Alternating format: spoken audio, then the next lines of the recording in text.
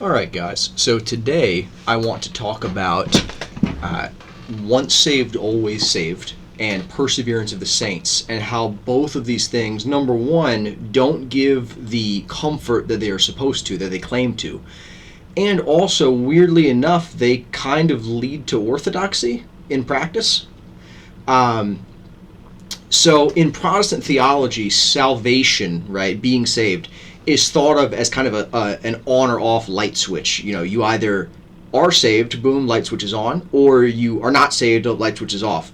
And if you are saved, then you'll go to heaven when you die, and if you're not saved, then you'll go to hell, right? Pretty simple. Now, in some Protestant theologies, the salvation status is thought of as being permanent. So in Calvinism, right, and in many others as well. This isn't a Calvinist specific thing. There's the notion of the perseverance of the saints, which is that once you are saved, then you can't be lost, right? You are guaranteed to go to heaven. And this is supposed to bring a lot of comfort. Now, as I've mentioned before on my channel, I'm not interested in discussing whether ideas are true or false, right? Many more capable minds than my own have beat that to death already. And so I'm not going to contribute anything more to that discussion. But what I would like to talk about, that something that really spoke to me and that really affected my Christian journey, right, is the internal consistency of these ideas and whether they can actually be practically held to, right? And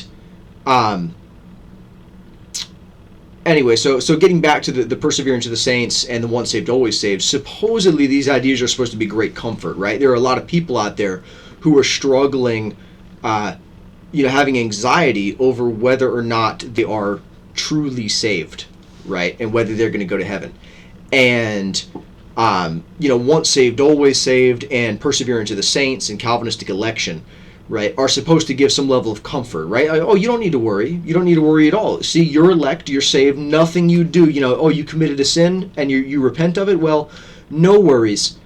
You are guaranteed to still be saved because once you're saved, you're never lost.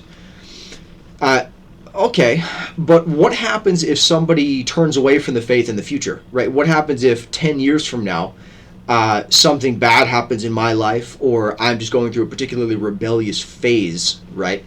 And I say, you know what? I don't believe in this God stuff anymore, right? I don't believe in Christianity anymore. What does that mean, right? Are they still saved? Well, the once saved, always saved crowd, quoting 1 John 2:19, will offer the interpretation that this applies to our individual, salvific journeys. And so anyone who walks away from the faith, as they say, was never actually saved. They only mistakenly thought they were saved, right? So anyone who's not, anyone who leaves us shows that they were never of us, right? And they apply that to this subject. And so, people who fell away from the faith, well, easy. They were never saved to begin with. So, that's not a problem for our worldview. Well, but wait a second. If people who fall away were never saved to begin with, then what happens if 10 years from now I decide to fall away? Oh, well, Anthony, you were never saved. That's what it would mean, is that you were actually never saved. Okay, so I might not be saved right now then, is what you're telling me.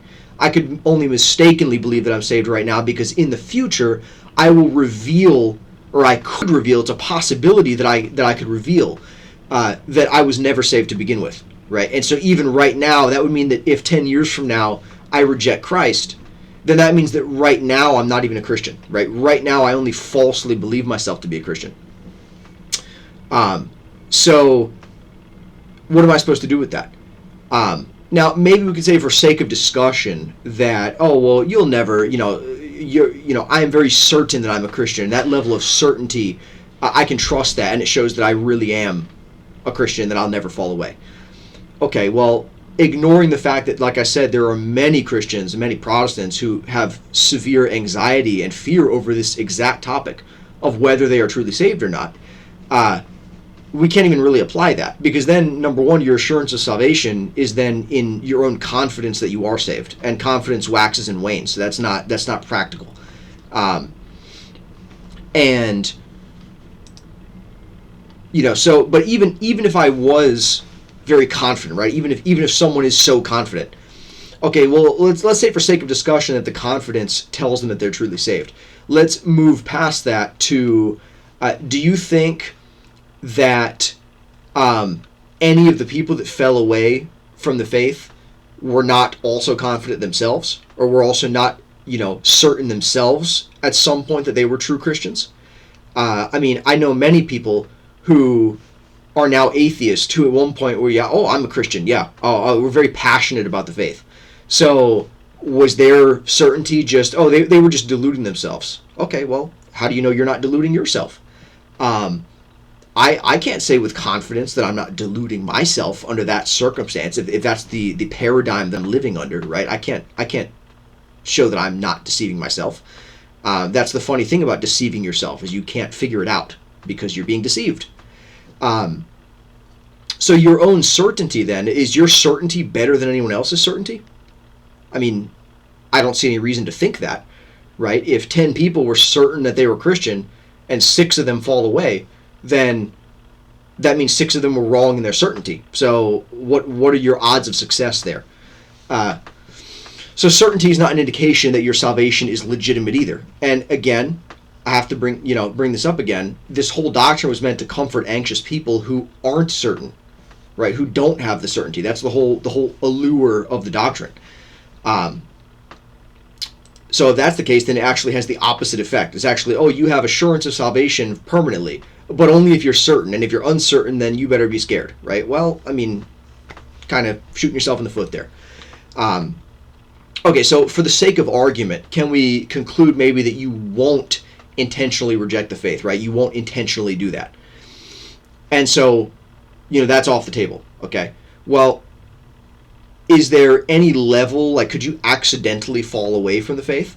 Let's say that you thought you were still a Christian, but you got so enticed by sin that you are out there doing, I don't know, whatever, having an affair, or, I don't know, drugs, robbing stores, whatever it is. And you maintain that you're a Christian.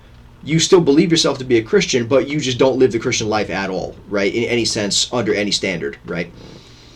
Well, is there any amount of sin or situation that you could find yourself in that would make it acceptable to say, maybe they just really aren't saved, right? They're not a Christian.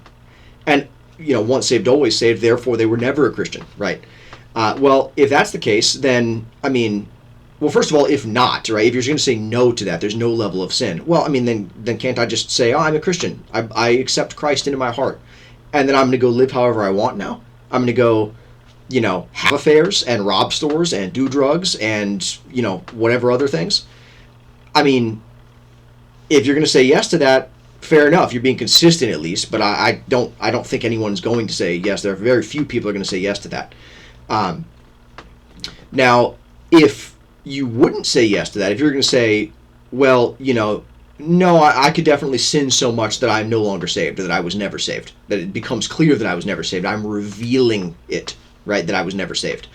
Okay, then you have to accept the possibility that you might sin so much in the future that you might fall into sin somehow. Maybe you do get addicted to drugs. Maybe you do succumb to temptation and you rob a place, or you cheat on your spouse, or you, I don't know, those are always the 3 big ones that come to my mind for this example, but there's many more, you're falling into a sinful lifestyle of some sort.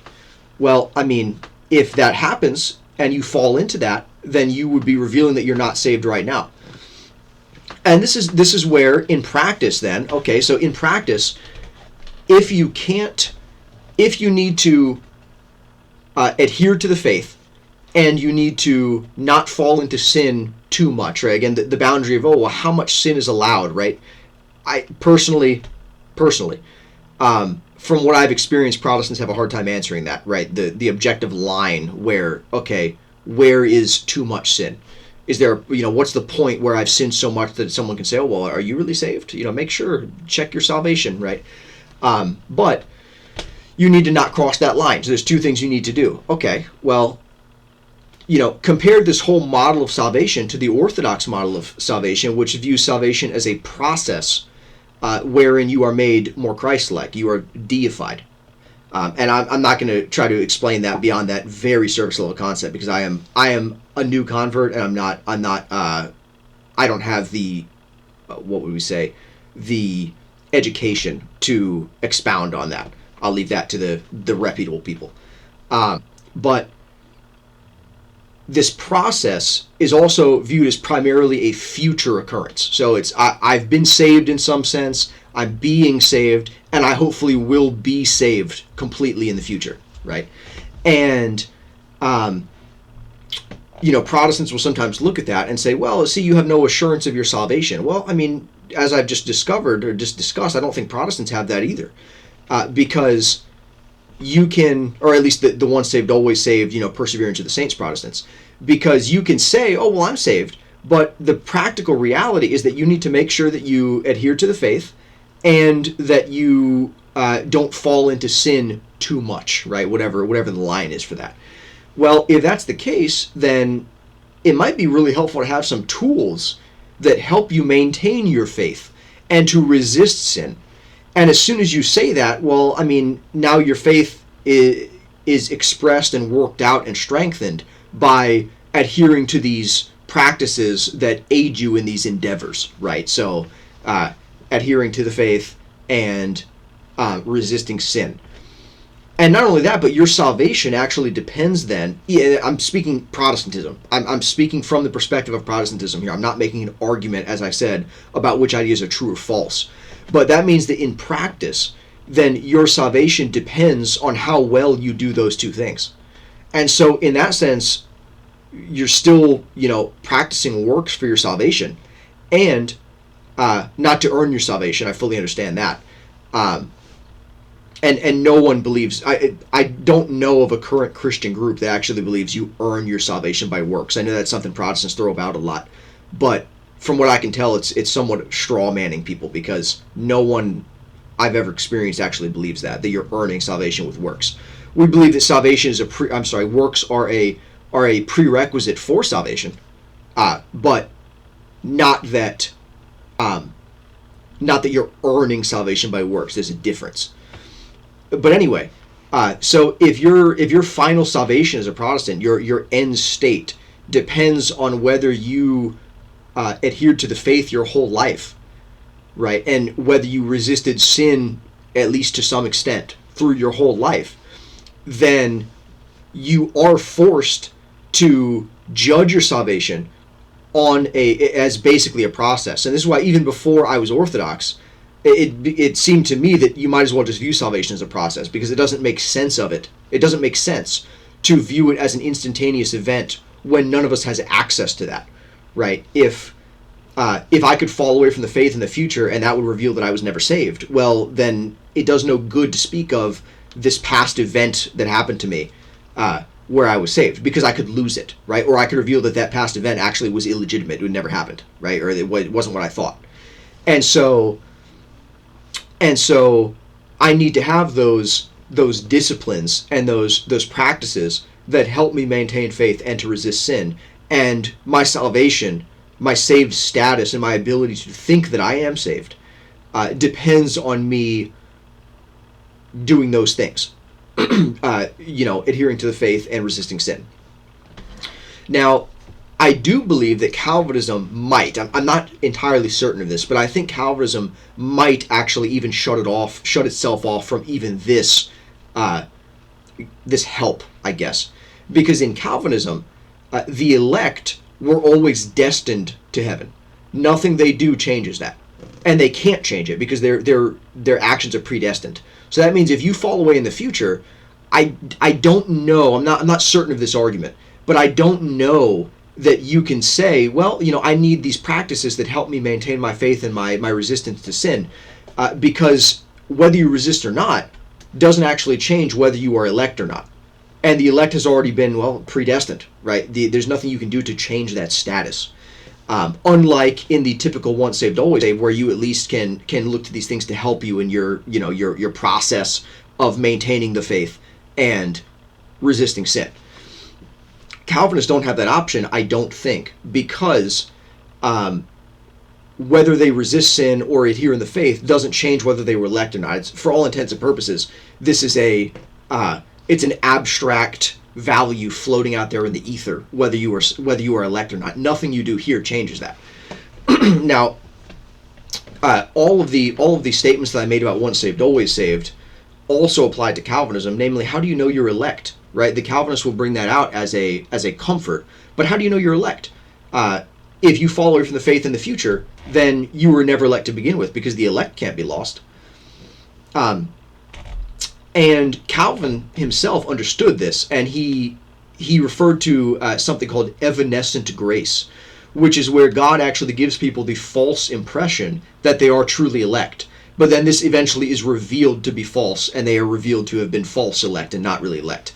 And he has a lot of information in his book, The Institutes of the Christian Religion, on this. And I highly recommend, there's a page called Examining Calvinism, called Evanescent Grace. That's the title, Evanescent Grace. And that page provides a ton of resources and very helpful quotations on the problems of this doctrine. Namely, that there's no way to know that you don't have evanescent grace. There's no way to identify that you are not one of the deceived individuals that only thinks they're elect but is actually wrong. Now, again, and I could be wrong about that statement that I made where I said that Calvinists don't have a way to change this, right? So they can't use the whole practices that help thing. If I'm wrong about that, then Calvinism is just in the same boat as once saved, always saved, which is that number one, no, you can't actually have any level of assurance that you're saved unless you're willing to say, hey, I can sin and do whatever I want, and even if I reject Christianity in the future, then I'm still saved. And some people do that, although from what I've experienced, that's a very rare minority. Most people are being inconsistent on this, and so the end point of this whole video is that you can't believe in once saved, always saved, or perseverance of the saints, and claim that you have assurance of salvation at all, because you might not have it. It might be a lie, right? That you will have to, if in the future you reject Christianity, then you've proven that you're not saved. Well, that means that if you don't reject Christianity in the future, and you don't fall into sin before you die, at beyond some point, then you've proven that you are saved, right? But you don't know now. You only know in the future. And since none of us knows the future, none of us can say now whether we are saved or not. It doesn't work. Your assurance of salvation is directly proportionate to how assured you are of what you're going to do in the future. And as far as I know, no one watching this is a future predicting prophet. So that's not going to be very much assurance. So yeah, and then the last point, if you are living in these kinds of theologies, then as a result, if you're being consistent in them, you have to, adhere to the faith, persevere, and you have to make some effort to resist sin to a certain degree. That means you're basically practicing orthodoxy, and there's no reason you shouldn't, partake of the same sacraments that orthodoxy has, and do the same disciplines that orthodoxy has. That this stuff is made to help you in your faith. And Protestants will often thumb their nose at that stuff and say, well, don't need those, where I'm already saved. I don't need to. But as I just showed, you really don't have a reason to think that you are saved now. It's directly connected to your performance. And so, if that's the case, then there's no reason for you to thumb your nose at these faith-helping disciplines, right, that we have in the Orthodox Church. So, all right, that is it for today. I will see you guys next time.